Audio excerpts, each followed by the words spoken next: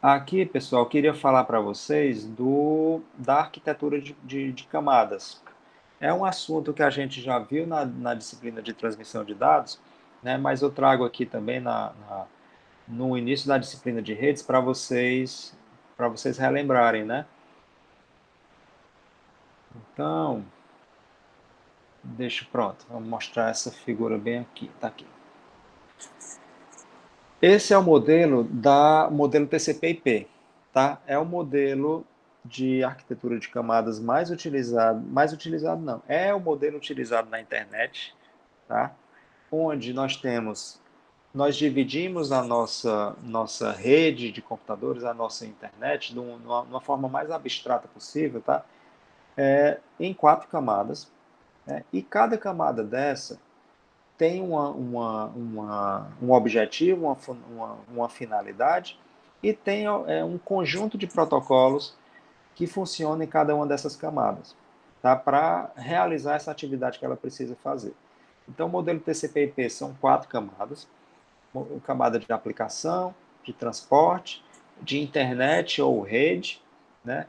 E de acesso à rede, tá?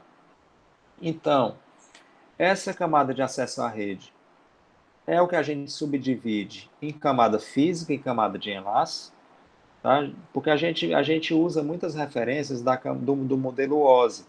O modelo OSI é um modelo de sete camadas, que outro slide que eu falo sobre ele aqui. É um modelo que foi lançado, assim, pensado primeiro, né, proposto primeiro.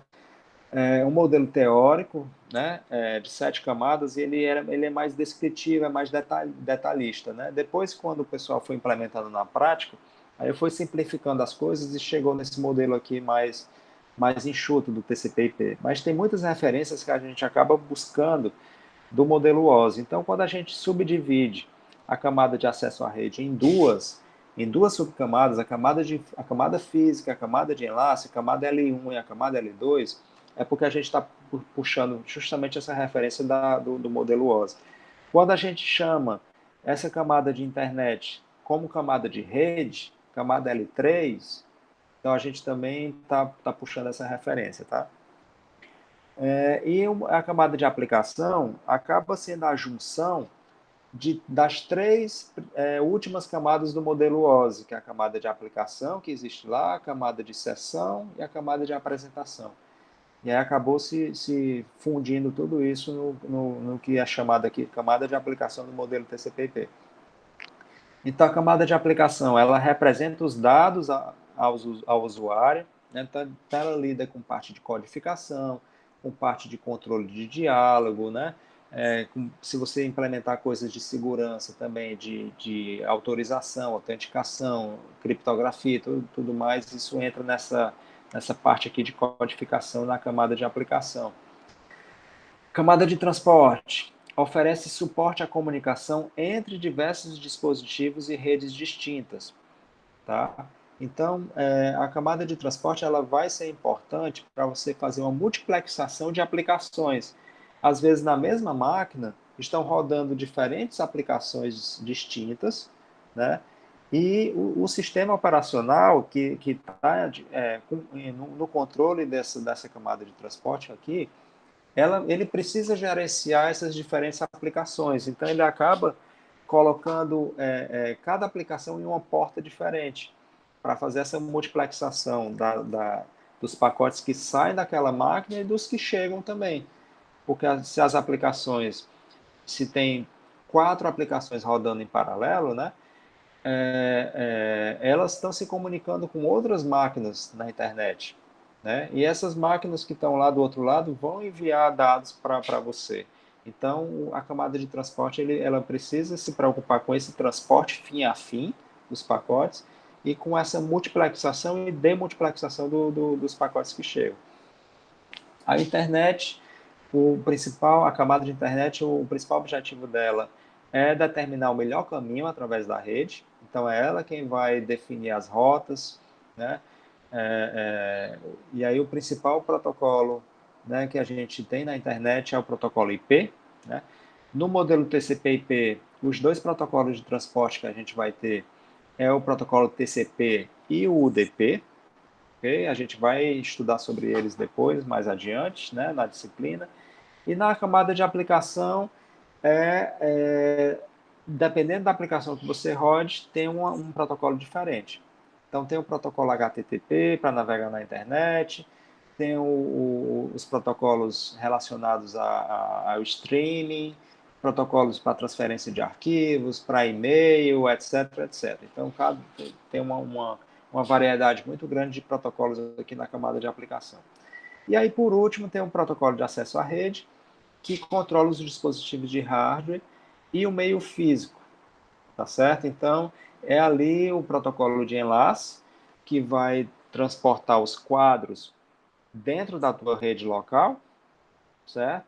E a camada física, que está logo abaixo da camada de enlace, que vai justamente fazer essa interface com o hardware, né? Para transformar os dados em sinais elétricos, os sinais eletromagnéticos, os sinais de luz, né? Para serem transmitidos. Tá? Então, deixa eu ver mais adiante. Pronto, essa figura aqui eu ia mostrar a questão do encapsulamento da mensagem. Tá? Então, quando os dados, vamos supor que a gente tem uma aplicação de e-mail, tá? Esse usuário aqui, ele abriu lá o cliente de e-mail dele, né? Escreveu o e-mail dele, colocou o remetente e tal, não sei o quê, e é, quer transmitir esse e-mail. Então, esses dados do e-mail, né, eles nascem aqui na camada de aplicação, certo? E eles são considerados como dados de uma maneira geral. Só que antes da gente fazer qualquer coisa, descendo na pilha de protocolos, a gente precisa fazer o que a gente chama de segmentação dos dados. A gente quebra essa mensagem em partes menores. Então, veja aqui que foi quebrado em 3 partes, né? E cada parte dessa vai ser processada de forma isolada. A gente primeiro pega o primeiro segmento de dados para transmitir ele, certo?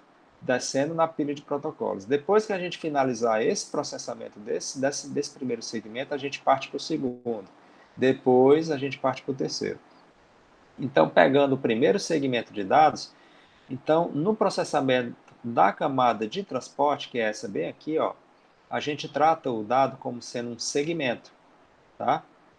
A gente pega esse dado e adiciona um cabeçalho do protocolo de transporte que a gente está usando. Então, a gente encapsulou esse dado aqui em um segmento da camada de transporte, né, onde esse dado ele aparece aqui no que a gente chama do payload,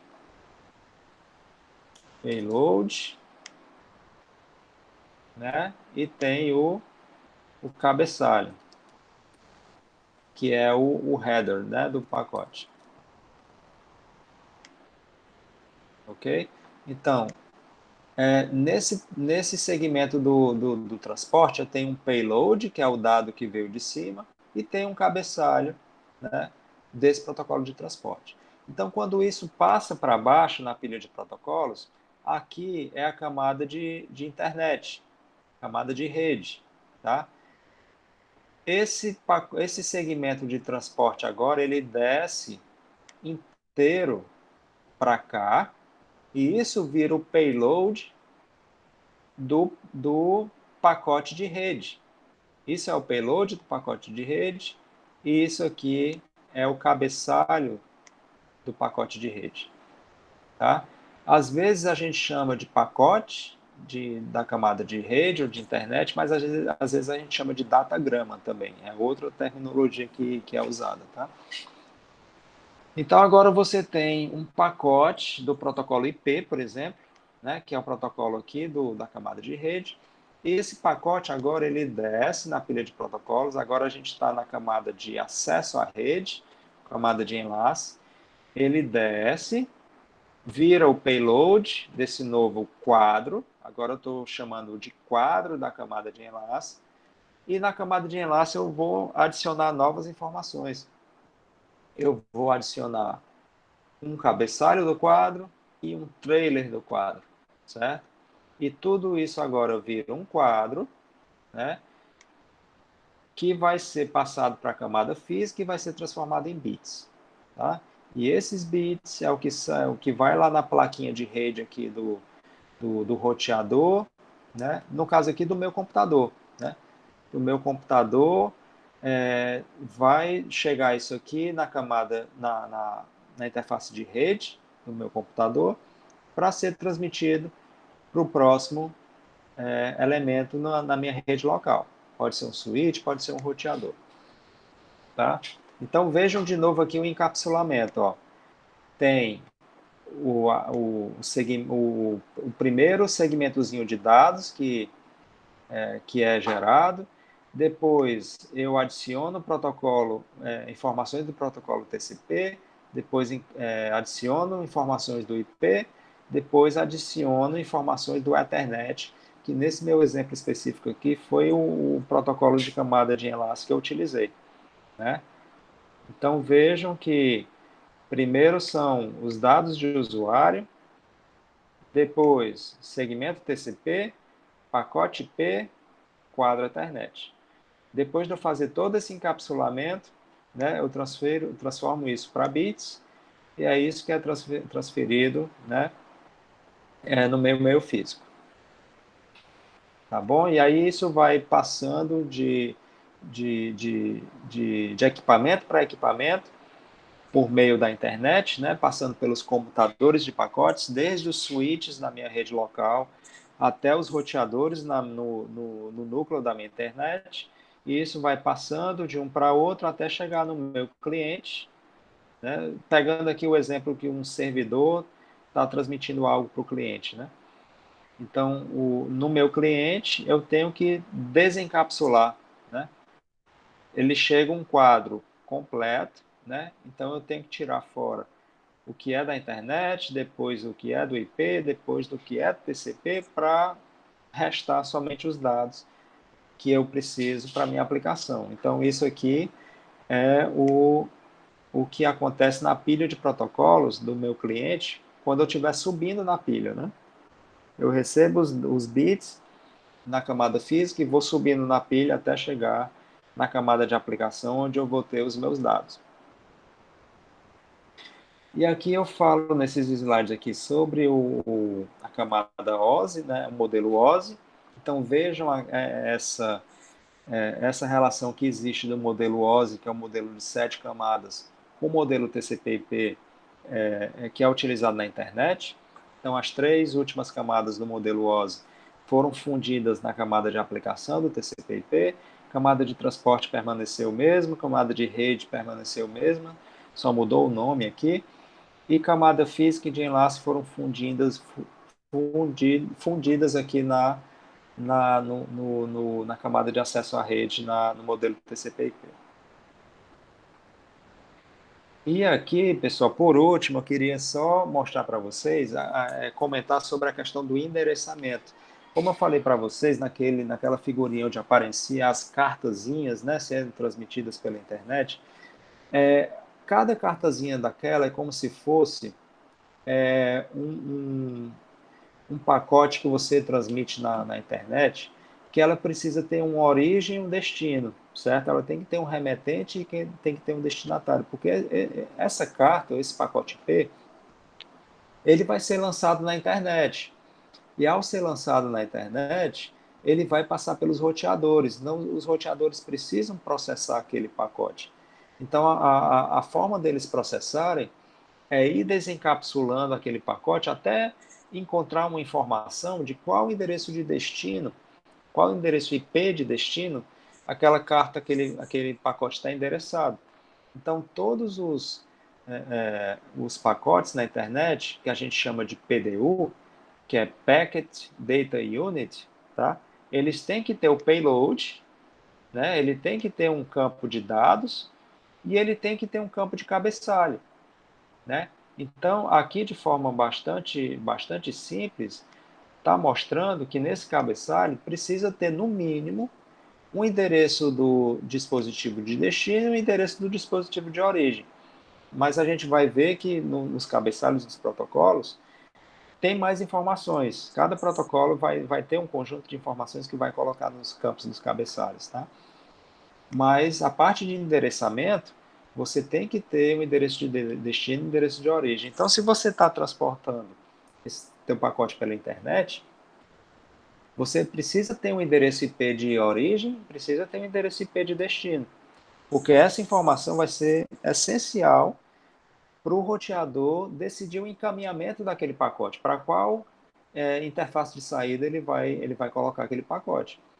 E se esse pacote estiver trafegando dentro de uma rede local, você precisa também ter um endereçamento dos endereços físicos das máquinas, que é o endereço, a gente chama de endereço MAC.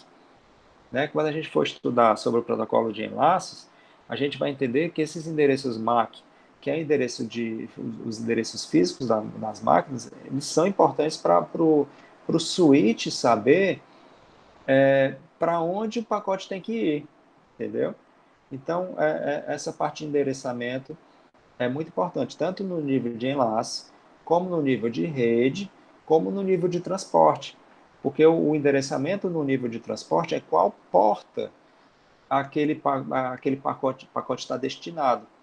Então, por exemplo, se você está utilizando na sua máquina, por exemplo, uma aplicação de navegação na web, tá? E uma aplicação de FTP, por exemplo, de transferência de arquivos. Então, na navegação na web, você tem que ter uma porta destinada para os pacotes que tá na navegação na web. No caso da sua máquina, se for um cliente, você provavelmente vai pegar uma porta, um número de porta aleatório, certo? Mas lá na parte do servidor, o servidor ele tem que ter uma porta conhecida da navegação na internet, que é a porta 80. Tá? Então, vamos pegar esse exemplo do servidor que fica mais claro, porque as portas são numeradas de forma mais conhecida, né?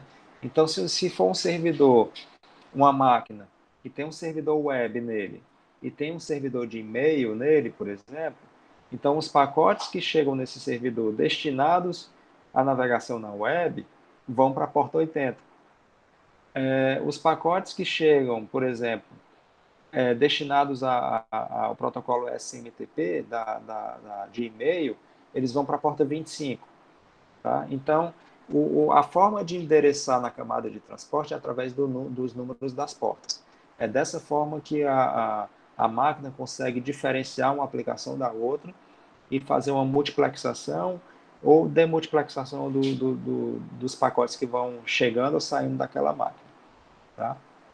Mas a gente vai ver isso com mais detalhes ao longo da disciplina. Tá bom, pessoal? Então é isso. Consegui Professor, finalizar. Oi. mas nesse caso, por exemplo, se eu tiver dois navegadores instalado no meu computador, cada um vai usar uma porta diferente, né? Isso. Tipo assim, eles são web, mas cada um vai usar uma porta diferente. Só o servidor que vai ser igual a porta 80.